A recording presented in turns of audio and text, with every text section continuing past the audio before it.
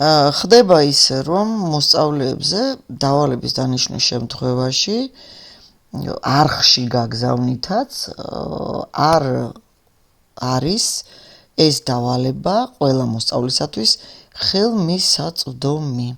რა გავაკეთოთ, რომ გამოვასწოროთ აი ეს სიტუაცია?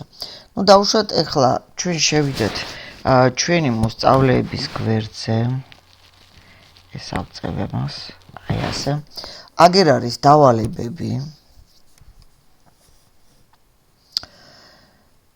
ჩაიტვირთება ეხლა და ვხედავთ, რომ კლასი არის 24 კაციანი, მაგრამ აი ეს საშინაო დავალება მინიჭებული არის 20 ბავშვზე.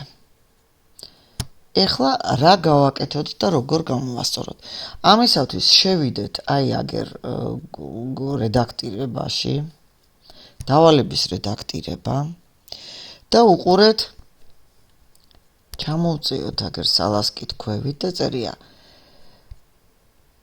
რედაქტირება ვის მიენიჭოს.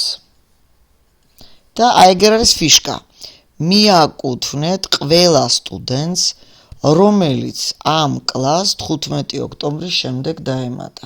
მზადაა. სხვათა შორის ეს ბავშვები მანამდეც იყო ამ კლასში დამატებული, მაგრამ რატომღაც ჩათვალა, რომ არაო. ეხლა ნახოთ რა მოხდება.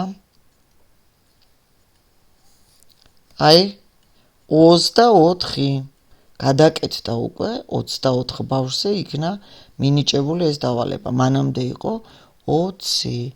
ასე მოიქეცით თქვენც. კარგად.